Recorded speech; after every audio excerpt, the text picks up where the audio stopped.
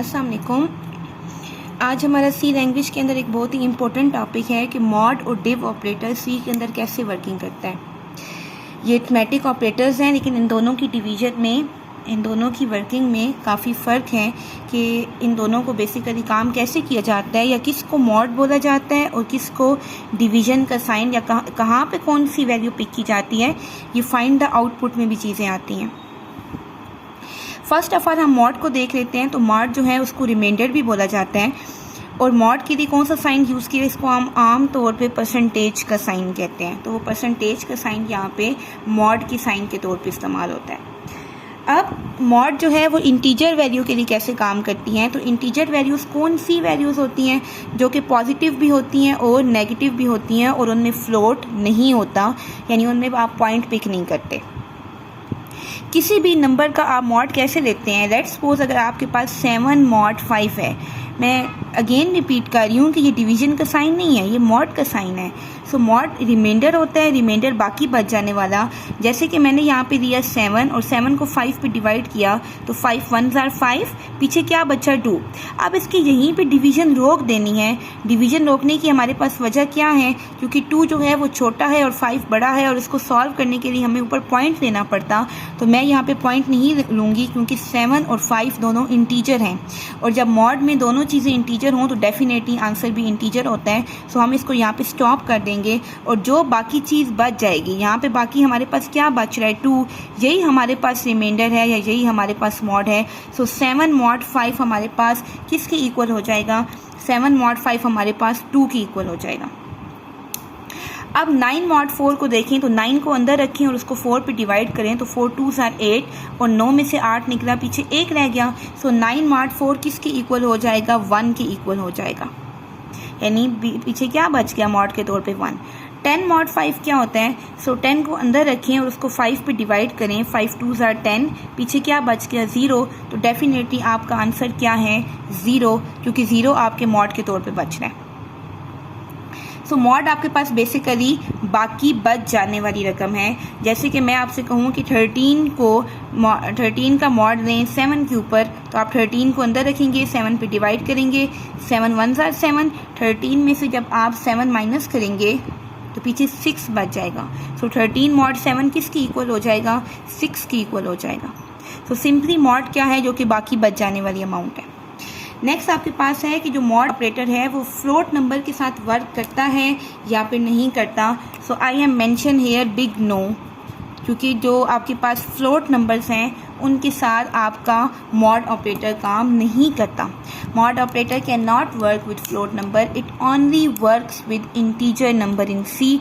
अगर आप इसको फ्लोट के साथ करने की कोशिश करते हैं तो आपके पास एरर आता है।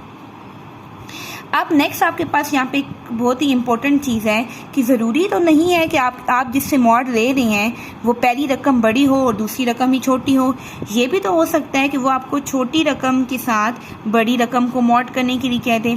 जैसे उसने आपको कहा हुआ है 0 मॉड 2 या 4 मॉड 8 या 9 मॉड 11। अगर मैं 4 मॉड 8 को लूँ तो इसका मतलब है मुझे 4 अंदर रखना है और 8 बाय रखना है, और इस सूरत हाल में तो मुझे पॉइंट लेना पड़ेगा, क्योंकि अगर 4 छोटा है और 8 बड़ा है तो मैथमेटिक्स का क्या रूल है कि आगे 0 लगाएं, ऊपर भी 0 पॉइंट लगाएं, और 8 5s are 40 लिखें। ये तो पॉइंट आ गया है, और पॉइंट यहाँ पे अलाउ नहीं है। जब पॉइंट आपके पास अलाउ नहीं है तो फिर मॉड के लिए क्या रूल है। मॉड के लिए सिंपल रूल है कि जो आपके पास स्मॉलर वैल्यू है इज़ योर मॉड। अगर फॉर एग्जांपल आपके पास ऐसी सिचुएशन आ रही है कि आपके पास छोटी वैल्यू को बड़ी वैल्यू से मॉड करने के लिए कहा गया है, तो आंसर छोटी वैल्यू होता है। जैसे कि यहाँ पे 0 मॉड 2 है तो आंसर 0 है, 4 मॉड 8 है तो आंसर 4 है, 9 मॉड 11 है तो आंसर 9 है। अब मैं आपको प्रैक्टिस के लिए कहती हूँ कि आप मुझे बताएं कि 7 मॉड 12 बताएं, तो 7 मॉड 12 क्या होगा 7। या मैं आपसे कहती हूँ 11 मॉड 14 बताएं, तो ये सिंपली क्या होगा 11, क्योंकि छोटी को जब बड़ी रकम के डिवाइड करने के लिए कहा जाए तो सिंपली छोटी जो वैल्यू होती है वो आपके पास मॉड होती है। लेकिन अगर बड़ी वैल्यू को छोटी पे डिवाइड करने के लिए कहा जाए तो फिर तो आप उसको डिवाइड करेंगे जैसे सिंपली आपको डिवाइड करने के लिए कहा जाता है। ये रूल सिर्फ और सिर्फ तब है जब आपने छोटी वैल्यू को बड़ी पे डिवाइड करना हो। नेक्स्ट आपके पास उससे भी ज़्यादा इम्पोर्टेंट क्वेश्चन है कि मॉड जो है क्या वो नेगेटिव इंटीजर्स के साथ काम करता है या नहीं करता। यानी इंटीजर जो है वो तो पॉजिटिव नंबर्स भी होते हैं और नेगेटिव नंबर्स भी होते हैं। तो आपने यहाँ पे यही आइडेंटिफाई करना है कि आपका जो मॉड है वो आपके नेगेटिव नंबर्स के साथ काम करता है या फिर नहीं करता।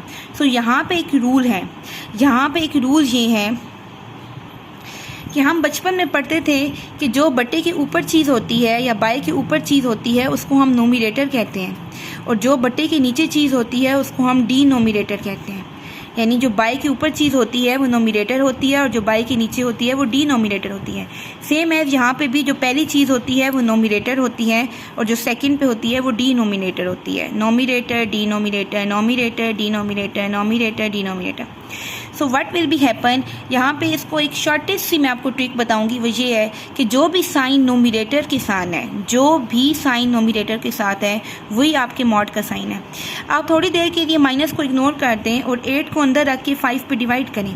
5 1 are 5, 8 में से 5 निकाले 3 हमारे पास क्या आ जाएगा, हमारे पास मॉड या रिमाइंडर आ जाएगा। लेकिन यहाँ पे आपकी रिमाइंडर का आंसर क्या आ गया, 3। डेफिनेटली जब भी आप 8 को 5 से डिवाइड करेंगे तो आंसर तो आपके पास 3 ही आएगा, बट डिपेंड अपान कि कहाँ पे आंसर सिर्फ 3 आएगा और कहाँ पे आंसर के साथ माइनस आएगा। इसको देखें, जो केस नंबर आपके पास 2 है इसको देखें, ये आपके पास दोनों वैल्यूज़ पॉजिटिव हैं। जब दोनों वैल्यूज़ पॉजिटिव हैं तो आंसर सिंपल 3 है। मसला आपने तब देखना है जब एक नेगेटिव हो। अब देखें इसमें एक नेगेटिव है एक पॉजिटिव है, लेकिन न्यूमरेटर के साथ क्या साइन है, माइनस का, तो आंसर विल बी माइनस। यहाँ पे देखें नोमिनेटर के साथ क्या साइन है, minus, answer will be minus, यानी आंसर के साथ माइनस लगेगा। और यहाँ पे देखें नोमिनेटर के साथ प्लस का साइन है और डिनोमिनेटर के साथ माइनस का साइन है, तो जो भी नोमिनेटर का साइन है वही आपका साइन है। क्योंकि नोमिनेटर के साथ पॉजिटिव साइन है तो आपने यहाँ पे पॉजिटिव साइन लगाना है, आपने यहाँ पे माइनस नहीं लगाना। सो मैं सिंपली कह सकती हूँ कि a sign with nominator will place in result of mod। यानी जो आपके पास नोमिनेटर का रिजल्ट होता है, जो आपके पास नोमिनेटर का साइन होता है, वही सिंपल आपके पास मॉड का रिजल्ट के साथ आप वही साइन को अपडेट कर देते हैं। अब नेक्स्ट आपके पास यहाँ पे एक और चीज़ है, अगला जो आपके पास टॉपिक था कि डिवीजन और उसका सैम्पल क्या होता है। डिवीजन का सैम्पल इस तरह का होता है। मेक श्योर कि उसको इस रुख पे ना लगाएं, इसको इसी रुख पे लगाएं, क्योंकि सी लैंग्वेज के अंदर आप इसको इस तरह लगाते हैं तो उस साइन का कुछ और मतलब होता है। सो वैसा डिवीजन एक्ट नहीं करता। अब यहाँ पे है कि can division work with float, so yes it can work with float. अगर आपके पास दोनों वैल्यूज़ इंटीजर होंगी तो आंसर इंटीजर होगा, लेकिन अगर दोनों फ्लोट होंगी तो आंसर फ्लोट होगा, और अगर एक इंटीजर और एक फ्लोट होगी तो भी आंसर फ्लोट होगा। डिवीजन आपके पास कैसे काम करती है, जैसे कि मैं आपको सिंपली कहूँ यहाँ पे कि 10 को डिवाइड करें 4 पे, तो आप 10 को अंदर रखेंगे, 4 को बाहर रखेंगे, 4 2s are 8। क्योंकि दोनों इंटीजर हैं तो मैं पॉइंट नहीं लूँगी, पीछे क्या बचा 2। जो ऊपर वैल्यू होती है ये डिवीजन की वैल्यू होती है। मैं अगेन रिपीट कर रही हूँ कि जो ऊपर वैल्यू होती है वो डिवीजन की वैल्यू होती है। जैसे कि मैंने यहाँ पे लिया 15 mod 6, 15 को डिवाइड करें 6 पे, 6 2s are 12, 5 में से 2 निकले 3 आंसर है। ये रिमाइंडर है, ये मॉड है, इसको आपने डिवीजन नहीं लेना, लेकिन ये डिवीजन है। So 15 divide by 6 equals to 2, but 15 mod 6 equals to 3। Make sure इन दोनों बातों में फ़र्क है। नेक्स्ट आपके पास वही क्वेश्चन जो हमने पीछे किया था कि अगर आपके पास छोटी वैल्यू को बड़ी वैल्यू पे मॉड देने की कोशिश की जाए तो आंसर छोटी वैल्यू होता है, लेकिन यहाँ पे अगर छोटी वैल्यू को बड़ी वैल्यू के साथ डिवाइड करने का किया जाए तो क्या होता है। सो जब भी आपको स्मॉलर को बड़ी वैल्यू पे डिवाइड करने के लिए कहा जाए फोर्सफुली, और अगर वो दोनों इंटीजर हैं, अगर वो दोनों क्या हैं, integer, so answer will be 0। Simply 0 0 0। मैं अगेन रिपीट कर रही हूँ कि जब आप मॉड करते हैं, मॉड में क्या होता है, जब भी आप स्मॉलर को मॉड करने की कोशिश करते हैं डिवाइड लार्जर वैल्यू के साथ, तो आपके पास आंसर जो है वो स्मॉलर वैल्यू होती है। ठीक है, लेकिन जब भी आप स्मॉलर वैल्यू को डिवाइड करने की कोशिश करते हैं लार्जर पे तो उसका आंसर हमेशा 0 होता है। This is a very simple trick that you must be know about mod and div.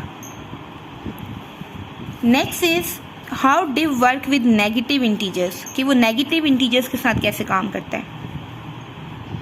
So यहाँ पे ऑलरेडी मैंने मॉड की एग्जांपल दी हुई है, जो कि अभी मैंने आपको पीछे समझाया था कि जब 10 को 3 पे मॉड दिया जाए, 3 3s are 9, पीछे क्या बच गया 1, दिस इज योर मॉड. तो यहाँ पे आंसर क्या आ जाएगा 1. साइन क्या आएगा माइनस का, क्योंकि नोमिनेटर के साथ माइनस है. यहाँ पे अगेन साइन क्या आ जाएगा माइनस का, क्योंकि नोमिनेटर के साथ है. यहाँ प्लस, यहाँ क्योंकि नोमिनेटर के साथ पॉजिटिव साइन है तो आंसर में भी पॉजिटिव आएगा. नेक्स्ट आपके पास है कि डिवीजन का साइन कैसे काम करता है, यानी अगर डिवीजन में एक साइन नेगेटिव है एक पॉजिटिव है तो ये कैसे काम करेगा. सो हमने बचपन में रूल्स पढ़े होते हैं.